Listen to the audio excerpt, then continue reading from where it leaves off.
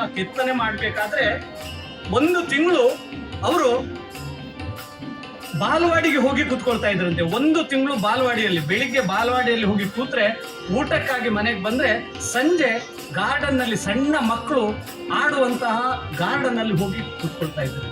ಅಂತಹ ಮೂರ್ತಿಯನ್ನ ಕೆತ್ತಿ ಶಾಂತಿಯ ಸಂದೇಶವನ್ನ ಇಡೀ ಜಗತ್ತಿಗೆ, ಯುದ್ಧ ಅಲ್ಲ, ಯುದ್ಧದ ಬೇಡ, ಯುದ್ಧದ ರಾಮಚಂದ್ರ ನಮ್ಗೆ ಬೇಡ, ನಮ್ಗೆ ಬೇಕಾಗುವಂತಹದ್ದು ಶಾಂತಿಯ ರಾಮಚಂದ್ರವನ್ನ, ಇಡೀ ದೇಶವನ್ನ ಒಂದು ರೇಖೆಯಲ್ಲಿ. ವೇದಿಕೆದ ನಿತ್ತಿಪ್ಪನ ಚಿತ್ತ ಮಾತ ಹಿರಿಯರ ಶೇರ್ನ ಚಿತ್ತ ಮಾತ ಬಂದುಲೆ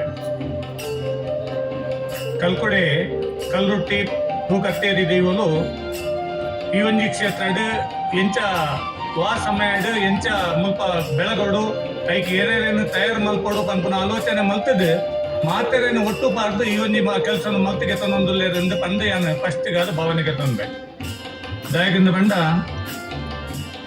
ಇನಿ ಆತ ಸುಲಭದ ವಿಚಾರ ವಿಜಯ್ ಕುಮಾರ್ ಬಾತರ್ನಾಗ ಪಂಡೇರು ಏತ ಬಂಗೋಡು ಜವನೇರು ಸೇರ್ದ ಮುಲ್ಪ ಹೋರಾಟ ಮಲ್ಪನಾಗ ಅಂಚಾದಿನಿ ಒವ್ವೇ ರೀತಿಯ ಕಷ್ಟ ಇಜ್ಜಿ ನಮ್ಮ ಮಾತೆಲ್ಲ ನಮಡಾಯಿನ ಒಂಜಿ ಸಾಧ್ಯತೆ ನಮ್ಮ ಮಾತೆಲ್ಲ ಬಾಡೇಡ ನಮ್ಮ ಒಂಜಿ ಕಾಲಮಿತಿ ತೊಲಗಿ ಬೇಲೆ ನಮ್ಮ ಮಲ್ತಿಗೆ ತಂದಲಿ ಅಂಚಾದಿ ಪುನಗ ನಮ್ಮ ಮಾತೆರ್ಲ ಪೂರ ಭೇದಭಾವವನ್ನು ಮರೆತದೆ, ನಮ್ಮ ಮಾತೆರ್ಲ ಒಟ್ಟಾದ ಈ ಒಂಜಿ ಕ್ಷೇತ್ರದ ಬೇಲೆ ನಮ್ಮ ಮಾತೆರ್ಲ ಸೇರಿದ ಮಲ್ಪಡು ಐಕೆ ಆ ಶಕ್ತಿನೇ ಆ ಕಲ್ಕೊಡೆ ನಮಕ್ ಮಾತೆರೆಗಳ ಕೊಡ್ತೆ ಆ ಒಂಜಿ ಉಪಯೋಗವನ್ನು ನಮ್ಮ ಮಾತೆರ್ಲ ಮಲ್ಪುಗಂದ ಇಡೀ ಹಿಂದೂ ಸಮಾಜಕ್ಕೆ ಅಂತನೊಂದು ನನ್ನೊಂದು ವಿಚಾರ, ಒಂದು ಹಿಂದೂ ಧರ್ಮದನೇ ವಿಚಾರ. ಹತ್ತೂರು ಕೃಷ್ಣಗಿರಿ ಕಲ್ಕೊಡ ದೇವಸ್ಥಾನದ ಟ್ರಸ್ಟ್ನ ನೇತೃತ್ವದಲ್ಲಿ ಮತ್ತು ಪರ್ಪಲಗಿರಿ ಪುನರುತ್ಥಾನ ಸಮಿತಿಯ ಆಶ್ರಯದಲ್ಲಿ ಹಲವು ಯೋಜನೆಗಳನ್ನ ಕಣ್ಮುಂದೆ ಇಟ್ಟುಕೊಂಡು ದೈವಸ್ಥಾನದ ಶಿಲಾನ್ಯಾಸ ಇವತ್ತು ನೆರವೇರಿದೆ. ಈಗಾಗಲೇ ಮಾತಾಡಿದಂತ ಎಲ್ಲ ಗಣ್ಯರು ಈ ಸ್ಥಾನದ ಪಾವಿತ್ರತೆ ಮತ್ತು ಇದರ ಮಹತ್ವವನ್ನು ನಮ್ಮ ಮುಂದೆ ಇವತ್ತು ತಿಳಿಸಿದ್ದಾರೆ.